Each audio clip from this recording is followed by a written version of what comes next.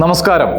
നമ്മളിൽ പലരുടെയും ജീവിതത്തിലെ പ്രധാനപ്പെട്ട ഒരു പ്രശ്നം അല്ലെങ്കിൽ ഒരു വിഷയമായിരിക്കും മടി അഥവാ ലേസിനെസ് എന്നുള്ളത്. നമ്മൾ ജീവിതത്തിൽ എവിടെയും എത്താതിരിക്കുന്നതിൻ്റെ ഏറ്റവും പ്രധാനപ്പെട്ട കാരണവും ഈ മടി എന്ന് പറയുന്ന ശാപമായിരിക്കും എന്നുള്ളതാണ്.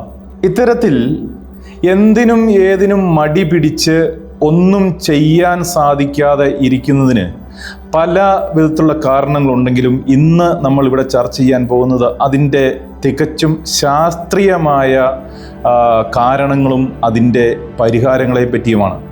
ശരിക്കും ചിന്തിച്ചിട്ടുണ്ടോ എന്താണ് ഈ മടി എന്ന് പറയുന്നത്?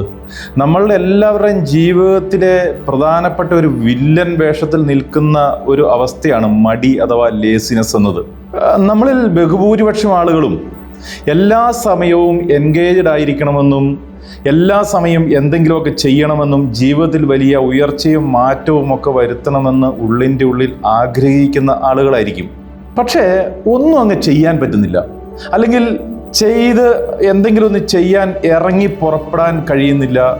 അതിനുള്ള കാരണങ്ങളായിട്ട് നമുക്ക് തോന്നുന്നത് ഒരുതരം ഭയം, ആത്മവിശ്വാസക്കുറവ്, അല്ലെങ്കിൽ എന്താ പറയുക, ഒന്നിനോട് ഒരു താല്പര്യമില്ലാത്ത അവസ്ഥയൊക്കെ ആയിരിക്കും. അതുമല്ലെങ്കിൽ നമ്മളുടെയൊക്കെ ഉള്ളിൽ നമ്മൾ തന്നെ സൃഷ്ടിച്ച് വെച്ചിട്ടുള്ള ഉണ്ടാക്കി വെച്ചിട്ടുള്ള ഒരു കംഫർട്ട് സോണുണ്ട്. ആ കംഫർട്ട് സോണ് പൊട്ടിച്ച് പുറത്ത് കടക്കാനുള്ള ഒരു മടി, ഇതൊക്കെയാണ് മടി പിടിപ്പിക്കുന്നതും എല്ലാറ്റിൽ നിന്നും നമ്മളെ അകറ്റി നിർത്തുന്നതും എന്നുള്ളതാണ് സത്യം. എന്നാൽ നമ്മൾ ഇന്നിവിടെ ചർച്ച ചെയ്യുന്നത് ശരിക്കും ഇതിൻ്റെ പിന്നിലുള്ള ശാസ്ത്രീയമായ വശങ്ങളെപ്പറ്റിയും ശാസ്ത്രീയമായ സത്യങ്ങളെപ്പറ്റിയും അതിൻ്റെ പരിഹാരത്തെ പറ്റിയുമാണ്.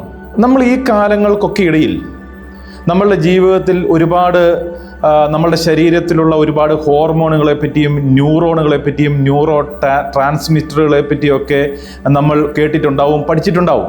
ശരിയല്ലേ?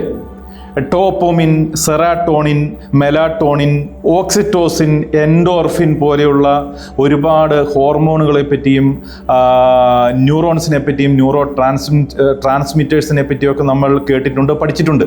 എന്നാൽ നമ്മുടെ മടിയുമായി ബന്ധപ്പെട്ട് ഇതേപോലെ വളരെ പ്രധാനപ്പെട്ട ഒരു ന്യൂറോ ട്രാൻസ്മിറ്ററാണ് ഒറാക്സിൻ എ എന്ന് പറയുന്നത്.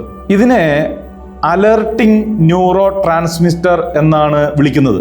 നിങ്ങൾക്ക് ഏതെങ്കിലും ഒരു സമയത്ത് ഏതെങ്കിലും ഒരു കാര്യത്തെപ്പറ്റി കൂടുതൽ ശ്രദ്ധയുണ്ടാവുകയും ഉന്മേഷം ഉണ്ടാവുകയും ഒരു അലർട്ട്നെസ് ഉണ്ടാവുകയും ഒക്കെ ചെയ്യുകയാണെങ്കിൽ അതിനർത്ഥം ഒറാക്സിൻ എ എന്ന ന്യൂറോ ട്രാൻസ്മിറ്റർ ആക്റ്റീവ് ആയിരിക്കുന്നു എന്നുള്ളതാണ്. ഇത്രയുമൊക്കെ പറഞ്ഞപ്പോൾ ഒരു പക്ഷേ നിങ്ങൾക്ക് മനസ്സിലായി കാണും, നമ്മളുടെ ഉള്ളിലെ മടിയും അലസതയും ഒക്കെ മാറണമെങ്കിൽ നമ്മളുടെ തലച്ചോറിലുള്ള അല്ലെങ്കിൽ നമ്മളുടെ ശരീരത്തുള്ള ഒറാക്സിൻ എ എന്ന ന്യൂറോ ട്രാൻസ്മിറ്റർ ആക്റ്റീവ് ആകണം എന്നുള്ളത്. അപ്പോൾ ഇനി നമ്മൾ ചർച്ച ചെയ്യാൻ പോകുന്നത് നമ്മളുടെ ഉള്ളിലുള്ള മടിയും അലസതയും ഒക്കെ മാറ്റി നമ്മൾ ഉഷാറായി എല്ലാ കാര്യങ്ങളിലേക്കും മടിയില്ലാതെ ഇറങ്ങിച്ചെല്ലണമെങ്കിൽ നമ്മളുടെ ഉള്ളിലെ ഒറാക്സിൻ എ എന്ന് പറയുന്ന ന്യൂറോ ട്രാൻസ്മിറ്റർ എങ്ങനെ ആക്ടിവേറ്റ് ചെയ്യിക്കണം എന്നതിനെ പറ്റിയാണ്. അതിന് ഒരുപാട് മാർഗങ്ങൾ ഉണ്ട് എങ്കിലും അതിൽ ഏറ്റവും പ്രധാനപ്പെട്ട 2-3 തെളിയിക്കപ്പെട്ട ശാസ്ത്രീയമായ അടിത്തറയുള്ള 2-3 കാര്യങ്ങളെപ്പറ്റി മാത്രമാണ് ഞാൻ ഇന്നിവിടെ പറയാൻ ഉദ്ദേശിക്കുന്നത്. അതിലേറ്റവും പ്രധാനപ്പെട്ടത് നിങ്ങളുടെ ഭക്ഷണക്രമത്തിൽ വരുത്തേണ്ടുന്ന മാറ്റത്തെ പറ്റിയാണ്.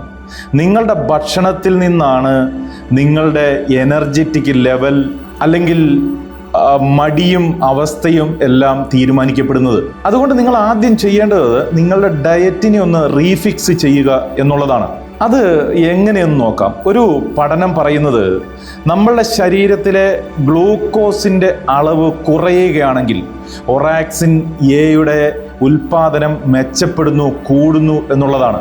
എന്ന് വെച്ചാൽ നമ്മളുടെ ഉള്ളിലെ ഗ്ലൂക്കോസിൻ്റെ അളവ് കൂടുന്തോറും ഒറാക്സിൻ എയുടെ ഉൽപാദനം തടയപ്പെടുന്നു എന്നുള്ളതാണ്. എന്ന് വെച്ചാൽ നിങ്ങൾ കൂടുതൽ കാർബോഹൈഡ്രേറ്റ് അടങ്ങിയ ഭക്ഷണം കഴിക്കുമ്പോൾ നിങ്ങളുടെ ഉള്ളിലെ ഒറാക്സിൻ എയുടെ അളവ് ഗണ്യമായി കുറയുകയും നിങ്ങളിൽ അലസതയും മടിയും വരികയും ചെയ്യും. നിങ്ങളുടെ എനർജി ലെവൽ താഴേക്ക് പോകാൻ തുടങ്ങും.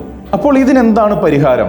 നമ്മളുടെ ശരീരത്തിലെ നമ്മൾ കഴിക്കുന്ന ഭക്ഷണത്തിൽ കാർബോഹൈഡ്രേറ്റിൻ്റെ അളവ് പരമാവധി കുറയ്ക്കുക. അതിനോടൊപ്പം വാരി വലിച്ച് ഒരുപാട് ഭക്ഷണം കഴിക്കുന്ന ശീലം ഒഴിവാക്കുക. മറ്റൊന്ന് കാർബോഹൈഡ്രേറ്റിൻ്റെ അളവ് കുറയ്ക്കുന്നതോടൊപ്പം അതിൻ്റെ ഓപ്പോസിറ്റ് ആയിട്ടുള്ള പ്രോട്ടീൻ്റെയും മറ്റ് വൈറ്റമിൻസിൻ്റെയും മിനറൽസിൻ്റെയും അളവ് കൂട്ടുക എന്നുള്ളതാണ്. മറ്റൊരു പ്രധാനപ്പെട്ട പഠനത്തിൽ പറയുന്നത് നമ്മുടെ ശരീരത്തിൽ നമ്മൾ കഴിക്കുന്ന പ്രോട്ടീൻസിൻ്റെ അളവ് കൂടുന്തോറും ആ പ്രോട്ടീൻസിൽ അടങ്ങിയിരിക്കുന്ന അമിനോ ആസിഡുകളുടെ പ്രവർത്തനങ്ങളുടെ ഫലമായി ഒറാക്സിൻ എയുടെ പ്രവർത്തനം കൂടുതൽ മെച്ചപ്പെടുത്തുന്നു എന്നുള്ളതാണ്.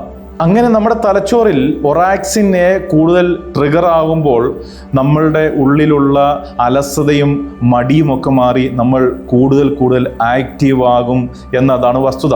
നമ്മളിൽ മടിയും അലസതയും കൂട്ടുന്ന മറ്റൊരു പ്രധാനപ്പെട്ട കാരണത്തെ പറ്റിയാണ് നമ്മൾ ഇനി സംസാരിക്കാൻ പോകുന്നത്. അത് മറ്റൊന്നുമല്ല, നമ്മളുടെ ആക്ടിവിറ്റികൾ, ശാരീരികമായ ആക്ടിവിറ്റികൾ പരമാവധി കുറയുന്നു എന്നുള്ളതാണ്. അതായത് നിങ്ങളുടെ ശരീരത്തിൻ്റെ ചലനങ്ങൾ കുറഞ്ഞു പോകുന്ന അവസ്ഥ.